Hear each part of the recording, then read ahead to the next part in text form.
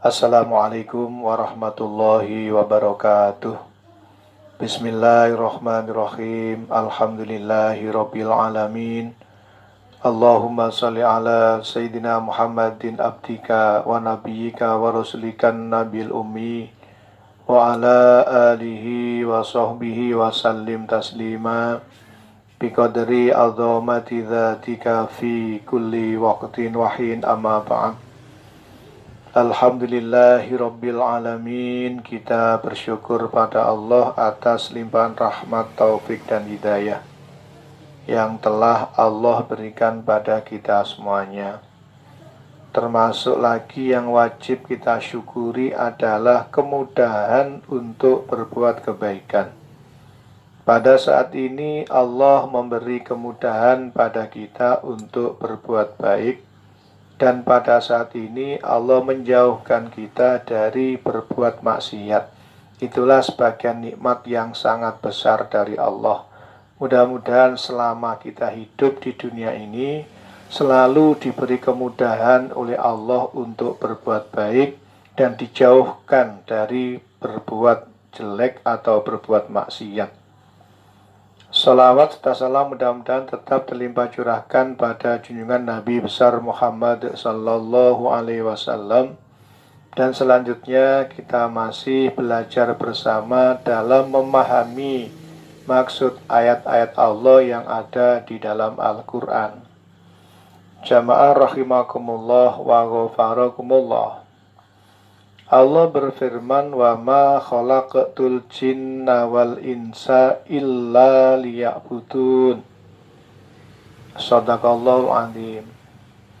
Jika diterjemahkan dengan bebas, dan tidakkah Allah menciptakan jin dan manusia, dan tidaklah aku menciptakan jin dan manusia kecuali supaya mereka mengabdi kepadaku.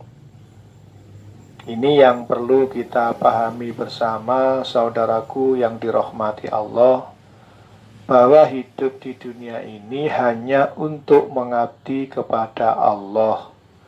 Hidup di dunia ini untuk tunduk patuh pada Allah. Hidup di dunia ini untuk mengikuti aturan yang telah ditetapkan oleh Allah yang ada di dalam Al-Quran.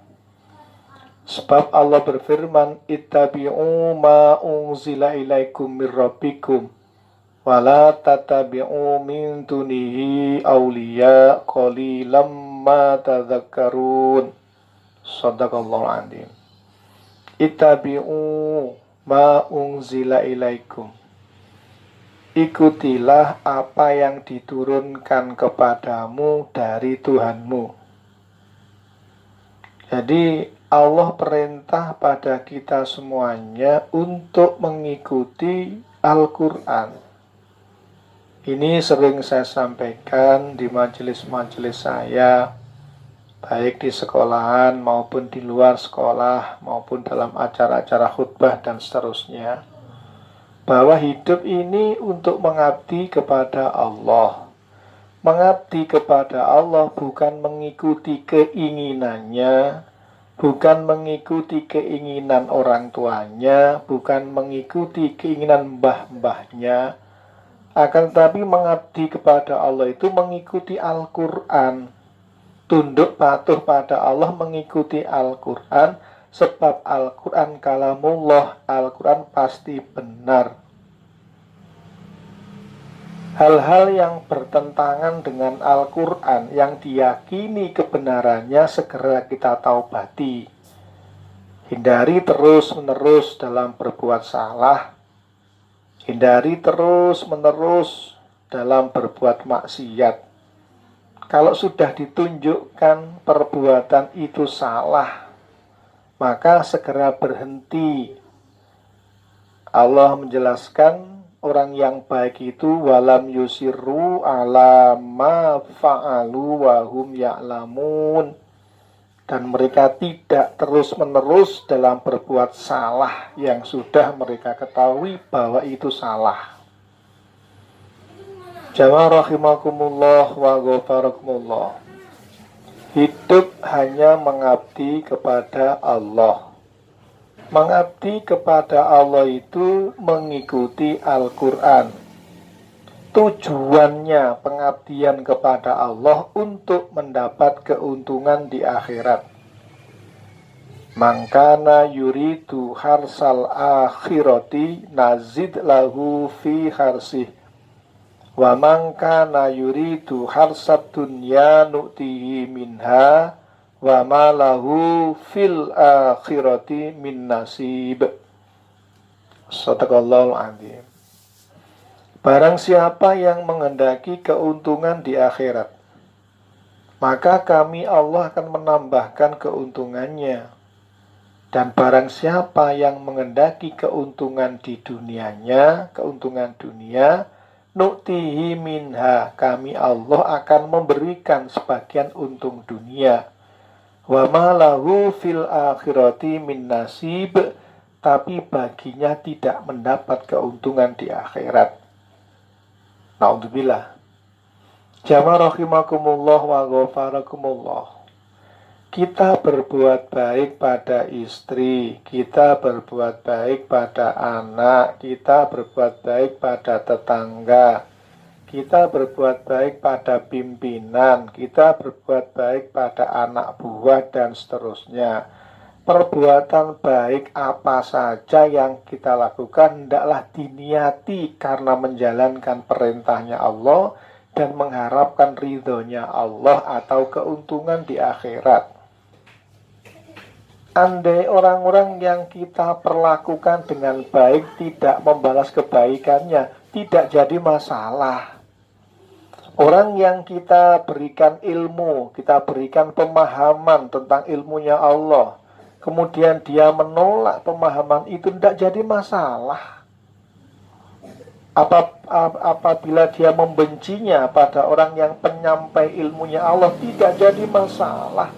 Sebab orientasi kita untuk berbuat kebaikan hanya karena ingin mendapat ridhonya Allah, karena ingin mendapat cintanya Allah. Sebab Allah berfirman, innallaha ma'alladzina taqaw walladzina hum muhsinun. Sungguhnya Allah itu mencintai orang yang bertakwa. Allah itu bersama orang yang bertakwa dan orang-orang yang berbuat kebaikan. Jamaah rahimakumullah wa ghafarakumullah. Tidak semua orang yang kita berlakukan dengan baik membalas kebaikan. Terkadang malah dia membalas dengan kejahatan. Orang yang baik dalam pandangan Allah, standarnya baik itu adalah orang yang mau berbuat baik pada orang yang jahat kepadanya. Itu standar kebaikan. Jadi Rasul pernah bersabda, silman koto'aka, sambunglah orang yang memutus hubungan padamu atau hubungan denganmu. Sambungan wong sing mutus hubungan nang awakmu. Sambunglah orang yang memutus hubungan padamu. Wa aksin man asa'a ilaika, dan berbuat baiklah pada orang yang berbuat jelek padamu. Ini standar kebaikan. Kalau kita masih belum bisa menyambung orang yang memutus hubungan, kalau kita masih belum bisa membalas baik pada orang yang jelek pada kita, belum mendapat kriteria kebaikan dalam pandangan Allah. Makanya jamaah rahimakumullah, hidup ini pelaksanakan hukum Allah. Orang mukmin itu sebagai pelaksana hukum Allah, bukan perevisi hukum Allah, apalagi menentang hukumnya Allah. Kenapa mukmin itu dicintai oleh Allah? Kenapa mukmin akan dimasukkan surganya Allah yang penuh dengan kenikmatan selama-lamanya, sedang orang kafir akan dimasukkan nerakanya Allah yang penuh dengan penderitaan selama-lamanya? Sebab mukmin itu sanggup melaksanakan hukum Allah.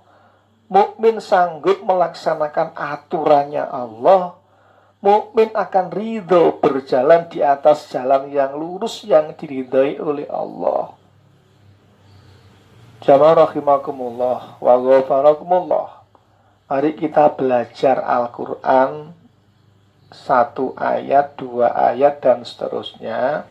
Setelah kita paham maksud ayat itu, kita belajar mengamalkannya. Sebab Rasul bersabda, man amila bima alima warathahullahu ilma ma lam ya'lam. Barang siapa yang sanggup mengamalkan ilmu yang sudah diketahui, maka Allah akan mewariskan ilmu yang belum diketahui. Jadi kunci untuk paham ayat-ayatnya Allah itu, yang sudah kita ngerteni, yang sudah kita pahami, segera untuk diamalkan. Dan semangatlah untuk belajar Al-Quran, dan semangatlah untuk mengamalkan Al-Quran. Kalau sudah semangat untuk belajar Al-Quran dan sudah semangat mengamalkan Al-Quran, maka dipastikan ayat-ayat lainnya akan dibimbing oleh Allah untuk paham. Karena barang siapa yang mengamalkan ilmu yang sudah diketahui, maka Allah akan mewariskan ilmu yang belum diketahui. Yang namanya ilmu warisan, maka dia akan mendapatkan ilmu itu dengan cara yang sangat mudah, tanpa banyak pengorbanan. Namanya warisan. Jamaah rahimakumullah wa ghafarakumullah. Contoh real, contoh yang harus kita praktekkan. Sambunglah orang yang memutus hubungan. Siapapun dia, kalau mutus hubungan dengan kita, sambung. Kita yang nyambung duluan.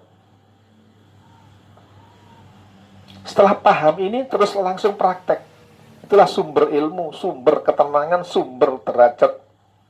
Kalau kita mau menyambung orang yang memutus hubungan, dipastikan akan paham ilmunya Allah dan meningkat derajatnya di sisi Allah. Kemudian berbuat baiklah pada orang yang berbuat jelek padamu. Ini sering saya sampaikan, terus saya sampaikan, karena ini nikmat yang sangat besar. Allah tidak ingin merendahkan kita, seolah-olah glanimen. Yang situ nggak mau dengan kita, situ disapa aja nggak mau, kok kita suruh nyapa duluan ke sana. Dia bicara dengan saya nggak mau, kok saya suruh nyambung ke sana, suruh ngomong duluan. Kelihatannya ini kita rendah. Tetapi Allah tidak ingin merendahkan mukmin. Tapi Allah ingin menghapus kesalahannya mukmin dan ingin meningkatkan derajatnya mukmin. Justru orang yang mau menyambung pada orang yang memutus hubungan, itu dosanya diampuni oleh Allah dan derajatnya ditingkatkan oleh Allah, sehingga tercipta ketenangan, kesuksesan setelahnya. Oleh karena itu, orang yang banyak masalah, kalau punya masalah solusinya tidak ditemukan, bingung, sumpek, itu disebabkan karena masih punya musuh manusia. Musuh kita bukan manusia. Inna syaitona lakum aduwwum mubin. Sungguhnya setan itu bagi kalian musuh yang nyata. Musuh kita bukan manusia, musuh kita setan. Setan selalu mengajak kepada perbuatan jelek. Innama ya'murukum bisu'i wal faksha wa antakulu 'alallahi ma la ta'lamun. Jadi setan itu mengajak untuk berbuat keji. Innama ya'murukum bisu'i wal faksha. Sungguhnya setan itu mengajak untuk berbuat jelek dan keji. Sedang Allah mengajak untuk berbuat baik. Wallahu yad'u ila darissalam. Allah mengajak untuk menuju kampung keselamatan, yaitu surga. Sedang setan mengajak menuju ke neraka. Orang yang dicintai Allah adalah orang yang mengikuti ajakan Allah. Sedang orang yang dibenci Allah adalah orang yang mengikuti ajakan setan. Dan mudah-mudahan kita semua dibimbing oleh Allah untuk selalu mengikuti ajakan Allah, untuk masuk dalam surganya yang penuh dengan kenikmatan selama-lamanya. Atau kita ngikuti ajakan dari Allah untuk berbuat baik. Allah mengajak berbuat baik, setan mengajak berbuat jelek. Kok kita ngikuti setan? Naudzubillah, setan itu musuh bagi kita, bukan manusia. Maka standar kebaikan adalah jika orang itu mau menyambung saudaranya yang mutus hubungan dan mau berbuat baik kepada saudara yang jelek padanya, itu standar minimal untuk menuju tingkatan-tingkatan kebaikan. Kebaikan manusia bertingkat-tingkat. Yang paling bawah, kebaikan yang paling bawah adalah mau menyambung orang yang mutus hubungan. Yang kedua, mau berbuat baik pada orang yang jelek padanya. Itu standar, golongan standar awal untuk menuju tingkatan-tingkatan derajat berikutnya. Mudah-mudahan semuanya dalam bimbingan Allah. Itulah Shiratal Mustaqim. Wassalamualaikum warahmatullahi wabarakatuh.